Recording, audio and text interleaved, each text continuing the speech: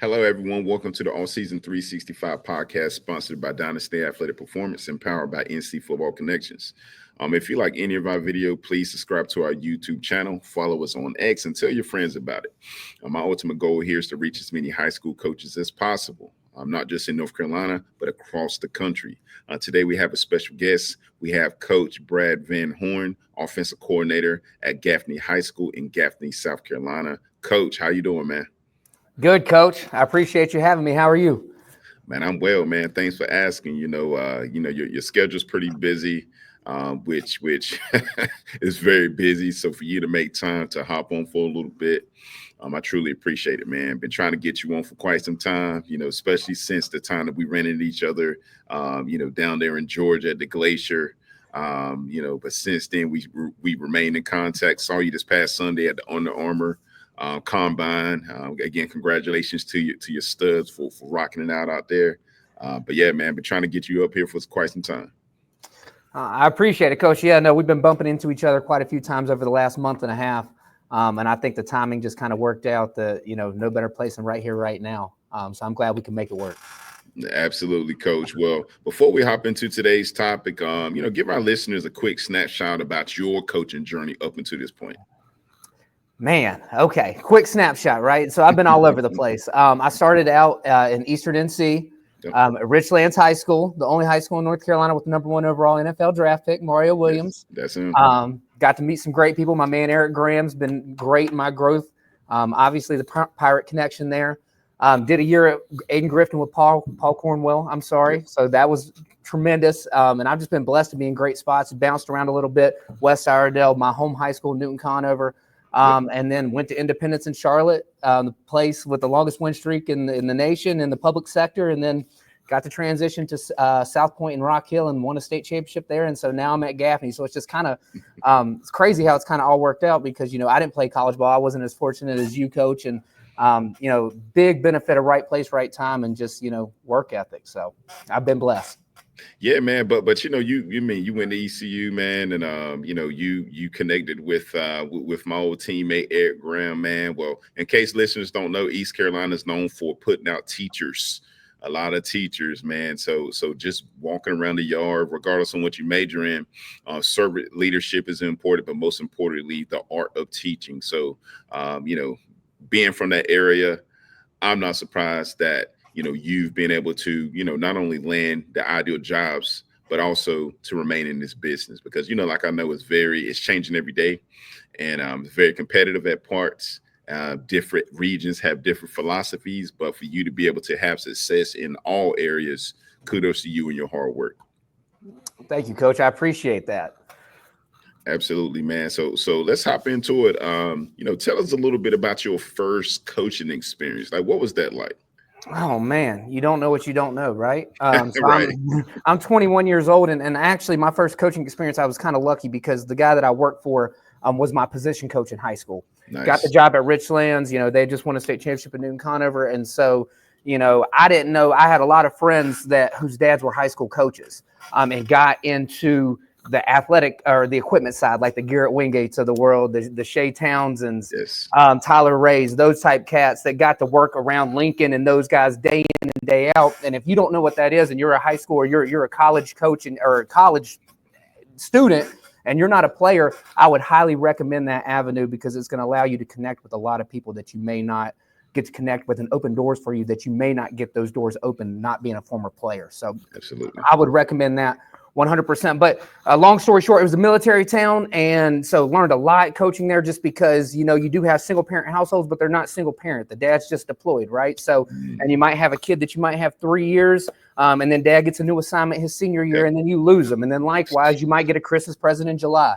And so if you ever coach in that Camp Lejeune scene, the Southwest Onslows of the world, Jacksonville, it's just a different animal. And so I didn't know what I didn't know. And by 22, I was an OC. And I say that very begrudgingly because I didn't call one single play. I think he just gave me the title to, keep me happy, but he knew I was going to do the work. So my first 2 years, I had my classes stacked at ECU, Tuesday, Thursday classes. And so Sunday after meetings, I'd sleep on his couch. Thursdays after JV games, I'd sleep on his couch. And it was like a full-time GA job, really. And that kind of laid the foundation. And it's not so much about wins and losses that pushes your trajectory. I want to put that out there. It's more so how can you grow? And so, when I'm sitting there on AutoCAD and just drawing up, ISO versus the 3-3, and you're like, man, this is a terrible play because we both A gap. You just learn the game and the patterns within the game. Yeah, 100%, coach.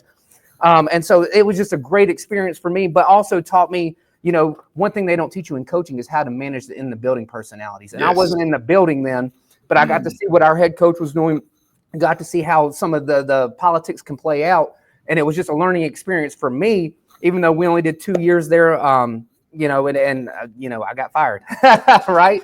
So if you haven't, coach, if you haven't been fired, you're not doing it right. So, but all in all, it was a great learning experience, and the one thing I'll say that I think is big is when you're young and coaching, I would highly recommend not going back to the communities that you came from. Yes. And the reason I say that is because you're going to be coaching siblings of friends. Yes. There's going to be a lot of lines that are blurred. As you progress to that 24, 25, 26-year-old range, you can start going back home.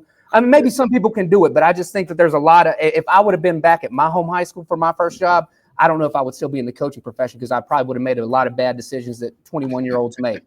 So not very true story, man. So I, and I love asking that question because my first coaching experience, I didn't even know I wanted to coach. I was working at Nike, and I just so happened to go back home to Hopton High School where I played at. And my high school coach said, hey, can you join our staff as a volunteer coach? I joined and fell in love with it. And, 15 years later, here I am, man. So, it's funny how that first initial experience can really make or break your love for the profession, man. So great point there. So why is it important, in your opinion, why is it important to be patient as a young coach? So, I think it all comes to fit. And again, as coaches, we deal with this on the player spectrum, right? We get those players in today's age that, they want to start. They don't want to put in the work. It's all the glamour with the wristbands and stuff like that. It is what it is. The game's changed, but I think it's the same with young coaches, right? People come out and they want to be a coordinator, or they want to have position titles and things like that. And it's not bad. It's the dynamic of the business. But I think when you do that, there's levels to this thing. And I figured that out. When I left Independence in Charlotte as the OC to go be a position coach at South Point, that was not a demotion for me. Does that make sense? And so I always, I want to be a head coach one day, and I think I want to do that. But every job's not a good job. And so if you take the wrong job and, because you want to be in that seat so bad, and then you go 0-11, you're not going to be in that seat very long, and nobody else is going to hire you after that. So I think fit is so important. And I think sometimes we're in such a hurry to accelerate the process. And I think we've got such a false reality of growth within the profession, because you look on TV, you see the guys like Sean McVay, you see people at 31, 32, and you think that's normal. And it's not. It's not. 100%, coach. And the other thing is, the closer you get to the top, the closer you're getting to the axing block. And what I mean by that is, once you sit in that chair, whether it's a coordinator role or head coaching chair, that clock starts. so that you're getting closer and closer to getting fired or resign, taking another job. And it's not always ends bad, but I think, there's something beautiful to be said about enjoying where you're at. You go to every coaching clinic, they're going to tell you to be where your feet are. And it couldn't be more true. One of the reasons that I looked at taking the Gaffney job was because I wanted a slower pace of life. I'm getting ready to enter into a season where I'm trying to start a family.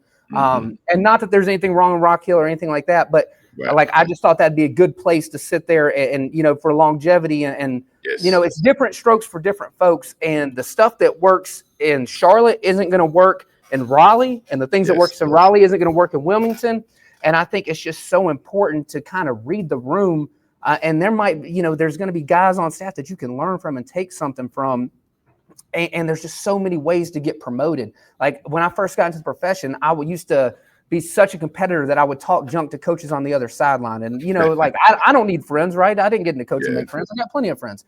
Well, dog, you might need a job one day. And that guy might be the guy that hires you. Yes. And so I think when the big thing is getting your name mentioned in rooms that you're not in.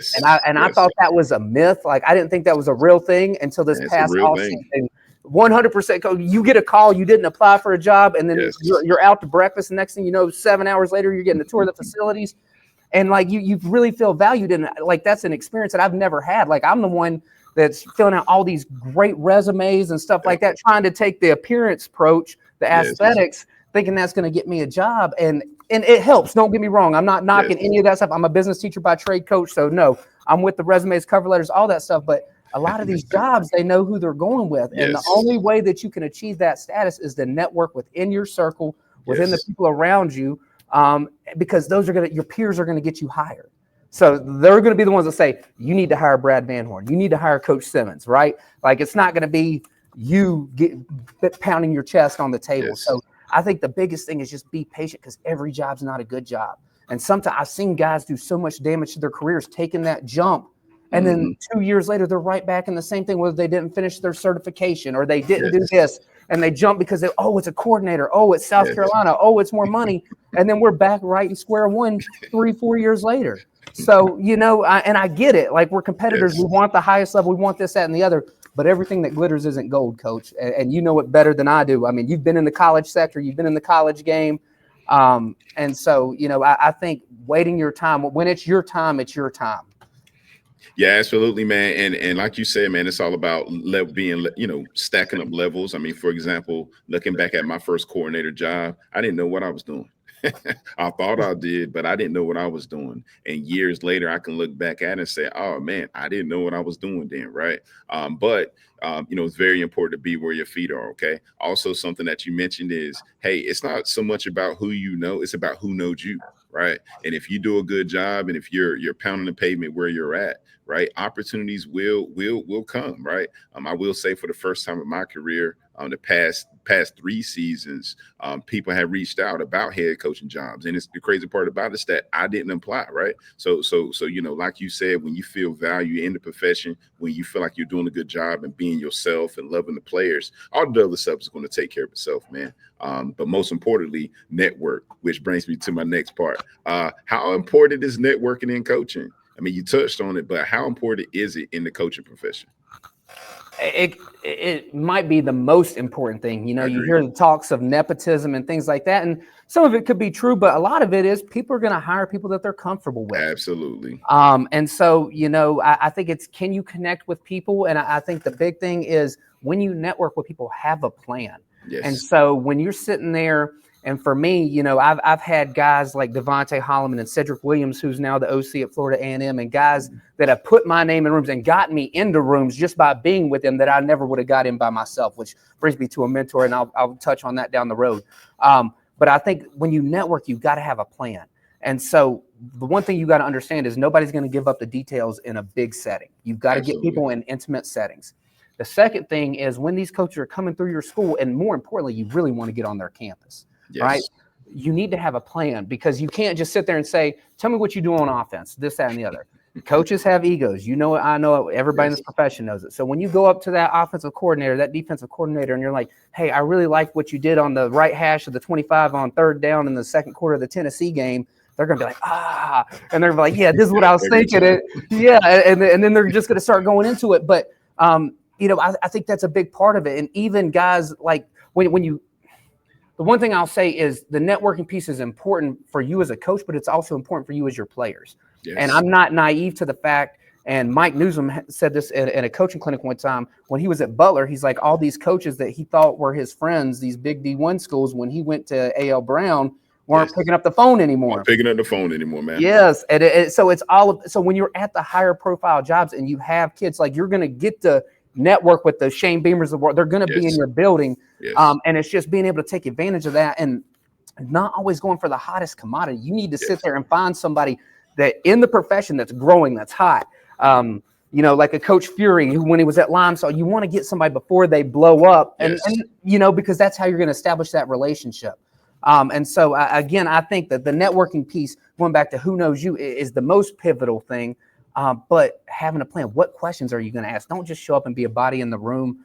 Tino Sinceri, before he went to UCLA, came to recruit one of our quarterbacks, and fourth block I had planning, and we did a whole clinic in the classroom next door, right? So you're just trying to steal time to be able to get better. And like us as teachers and coaches, when people see that, they're going to be like, man, I like this guy. I respect his work ethic. You know what I'm saying? Like, you see that running back doing extra bag drills after practice. You see that student showing up for tutoring.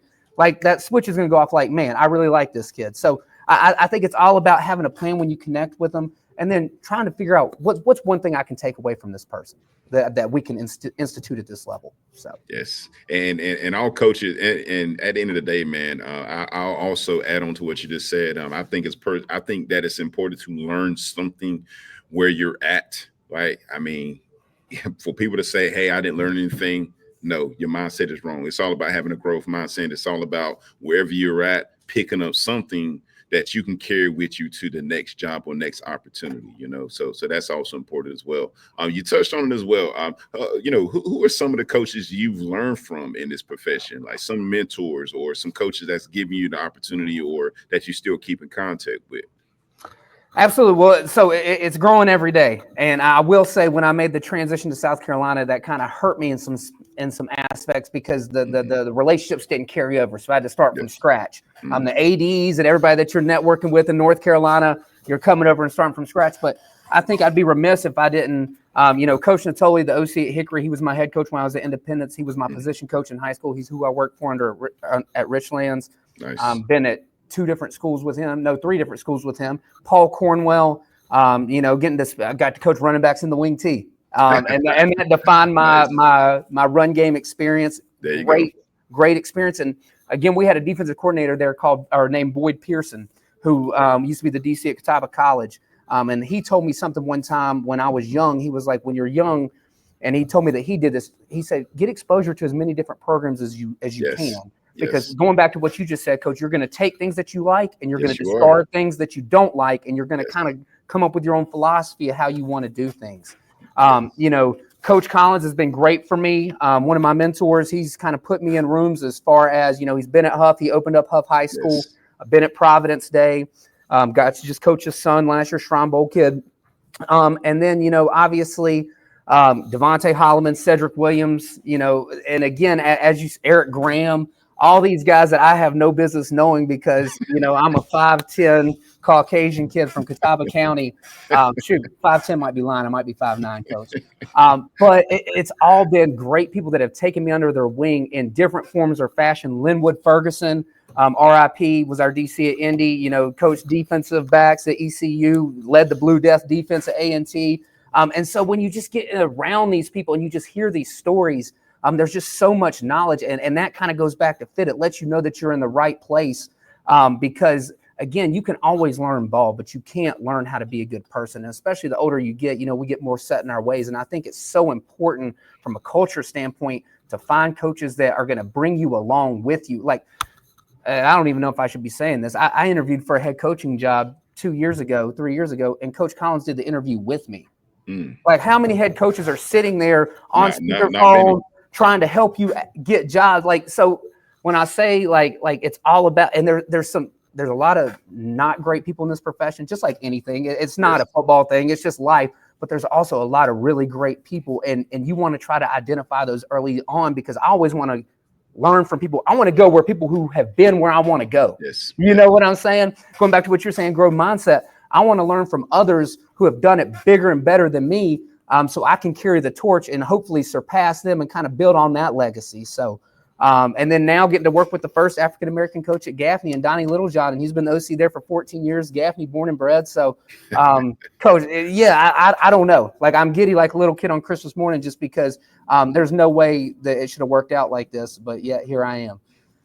Yeah, and that's usually how it go, man. I mean, I can, go back to learning a lot from my high school coaches, Al Britt, who mastered the wing T, and Coach Bird and Steve Mallett, right? So learning the wing T from there, right?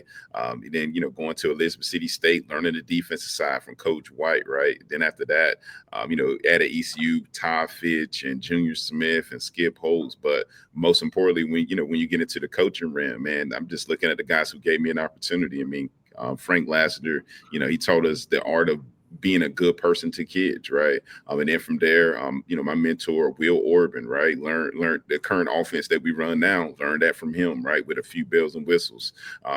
Coach Inscore gave me an opportunity as a special teams coordinator, right? Yeah, special teams, right? Learned the spread offense from Rod Sink, right? First time I've ever seen the ball thrown that many times in the offensive system.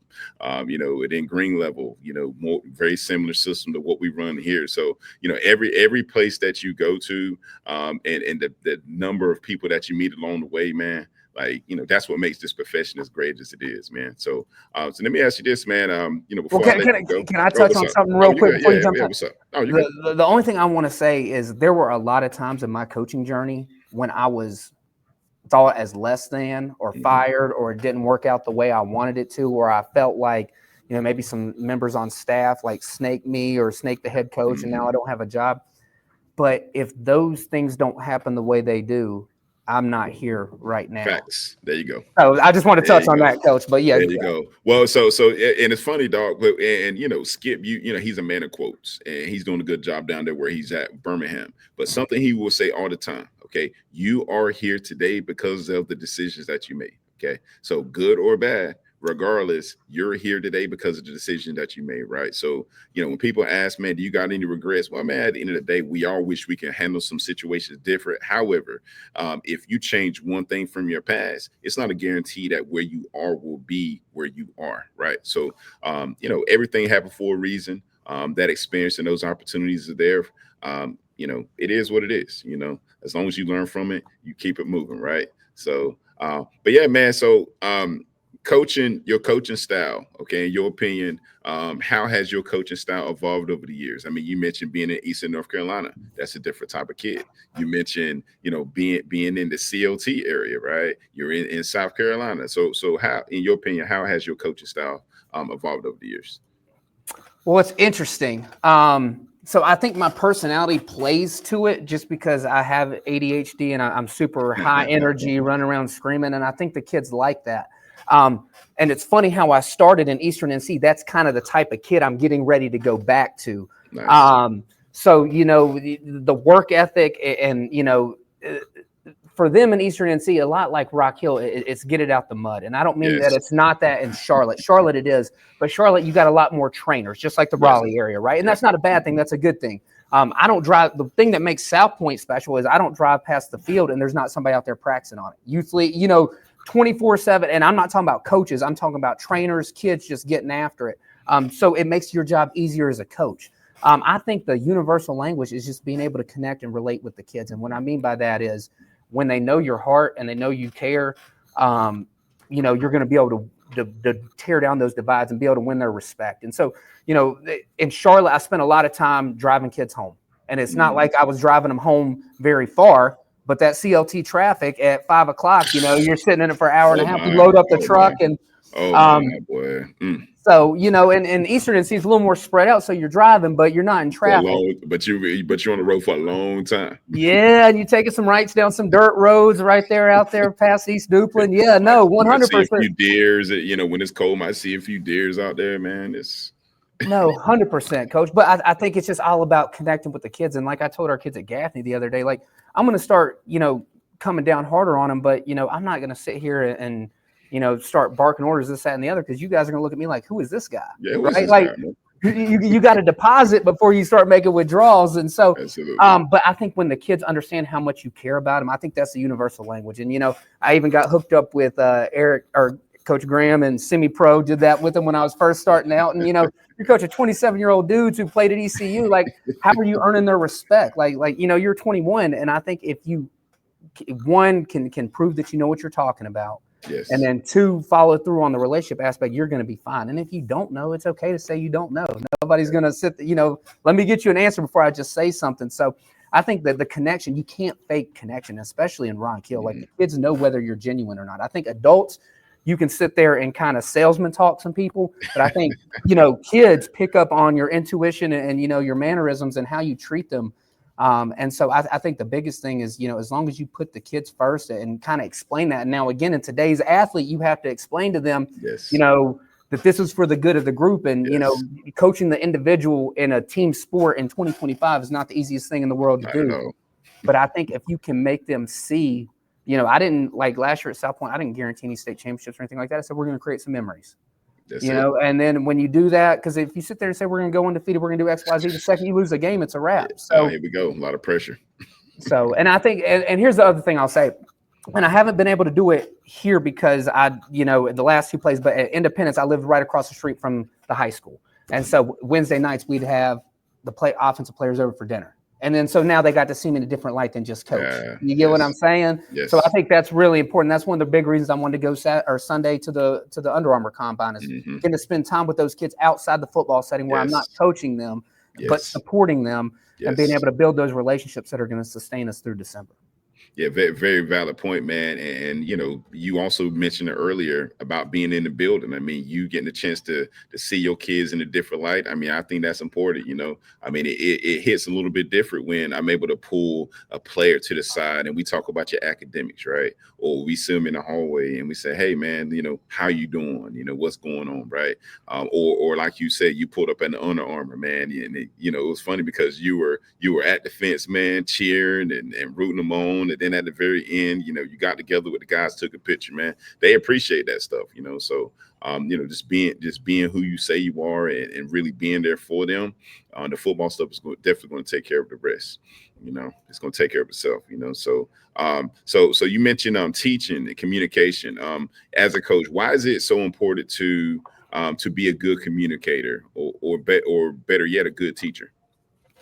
So before I got into the teaching profession, I did not believe this. I was like, because I was a volunteer coach. I was like, volunteer guys can get it done, and they can. Like there's some special ones out there. I'm not knocking volunteer coaches, but when you start getting into the teaching aspect of like the individual, the group, like how do I do, we do, you do. How do I sit there and install and then rep? And you got different styles of learners and auditory learners and kinesthetic learners, and I think Mike Tomlin's got a quote. The players aren't bad. Essentially, it's just your coaching that's struggling. The players aren't struggling. Your coaching struggling. Your teaching struggling. And how you teach one kid isn't how you can teach another kid, and they're all different. And I think that's the great puzzle pieces, figuring out which buttons to push on this kid and which buttons to pull on that one. And because again, at the end of the day, our job is to get the best out of them. Yes. And so I think the biggest thing is just being able to sit there, being able to relate, but then at the same time, being able to take care of them in a sense of,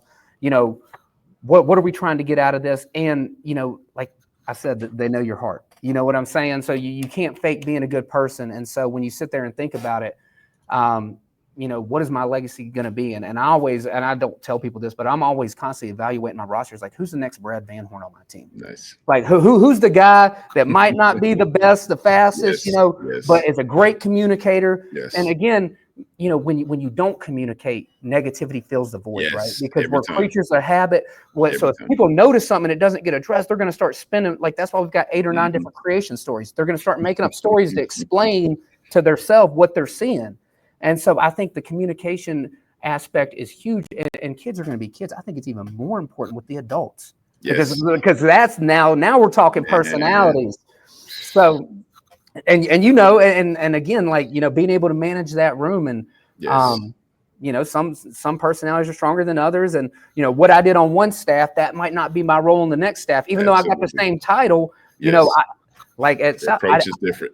At South Point, I didn't need to be a rah-rah guy or a screamer because we had plenty of those. Yes. You know what I'm saying? So you got to balance out the dynamics of the staff. Now, that's my jam. I love being a screamer. I love getting after it. But if that's not what we need, the best coaches, you're going to change what you bring to the table to fit the best needs of the program. So I think communication is so key. If I say the sky's purple, the sky's got to be purple. We go back in that coach's office, you tell me it's blue. Why is it blue? Because it's blue. Okay, it's blue. We'll go out and we'll tell the kids it's blue. But just being united on that front, coach. And, and again, even like when we do film and stuff with our coaches, like I share it out with our coaches before I share it out with the players because I want them to see what I'm looking at and I want to empower them to lead their small position groups. Is the power of the small position. So I think those kids are going to go harder for those coaches. I'm empowering them, and I'm not sitting there because I've been that guy, that young guy that where our coach didn't explain to us in the meeting room. Now we're getting out on the field, and I look like I don't know what I'm talking about, and I'm because I'm not incompetent. Just tell me what you want, and I'll do it.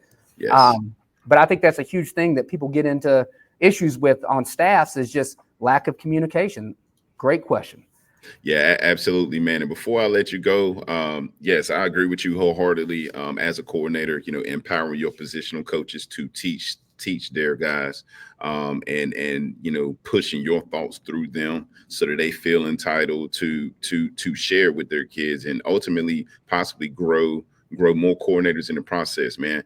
So since we're talking about coordinating, you also mentioned family. Like I know, man, there's a lot that goes into being a coordinator. There's a lot of stuff behind the scenes that people just don't understand unless they are a coordinator. You don't have your weekends like everyone else, right? But my question to you is as a coordinator, how do you balance work and family time? So I used to be really bad about this. And Mm-hmm. going back to what I saw from other coaches, I saw head coaches that I worked for do it really well, balance the family and the job, and I saw people do it not so well. And Yes, you look around the profession and you see people that are going through broken marriages or on their second marriage, and it's tough, right? Because you it got to is sit tough. there and you got to make a decision. Am I going to put effort into my family, a conscious decision to put effort in my family?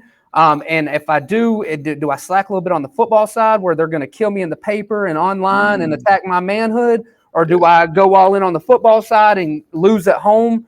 yes. And so I think, technology's made it easier just as Hmm. far as what we're doing. But I think the biggest thing is good quality assistant coaches. But Yes. like last year, at South Point, we had a great group of guys. And I got to really focus on scheme because they all brought everything to the table. Whereas I've also been some places, where football wasn't as important and I was doing everything. You Everything. talk about grading positions, coach. Well, you're grading all 6 skill guys, and then you might get help with the 5 linemen. And so, Man, how many times do you have to run that film back, man? The coach, great at the lineman, man.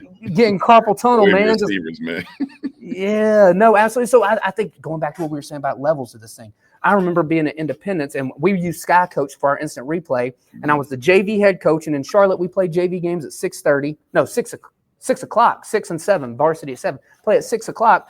And the rest are trying to meet with the head coach before the game, and I'm messing with equipment, and I'm just so fired up when I get down. Like, you got to call plays, Yeah. Mm. and you're pissed about the equipment. And so I think it just all goes about back to help. So in South Carolina, we got 20 coaches counting ninth grade JV varsity. So there's a lot more help to go around, if Yes. that makes sense. But the caveat to that, the trade-off to that is when I was in CMS and you got 6 coaches and you're coaching JV and varsity, you grow so much. So going Yes. back to fit, it's not always being about the most flashy program, this, that, or the other. Is what am I going to learn here? And is it going to make me better? Like, coaching on the fly and nonstop, Yes. like, especially when you're young, I would highly recommend it because, I mean, there's no replacement or substitute for that experience.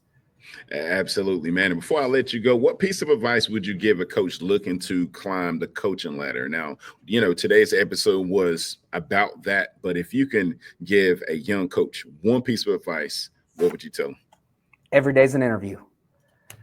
That English teacher you pass down the hall that is in a principal cohort that is getting ready to get a There you go. principalship, that's going to be who gets you hired. It's not going to necessarily be the coach down the hall. So if you're coming in late to class or you're dressing like a slob or you're not, I always say dress for the job you want. Sometimes I'll have ties on and stuff and people will be like, Coach, why are you overdressed? Well, dress for the job you want. If you stay ready, you don't have to get ready. So I think every day's an interview, and that goes back to, people speaking your names in rooms that you haven't accessed yet. Nicely stated, man. Well, thank you for listening to the Offseason 365 podcast. I'm Coach Simmons with Coach Von Horn. We're signing off.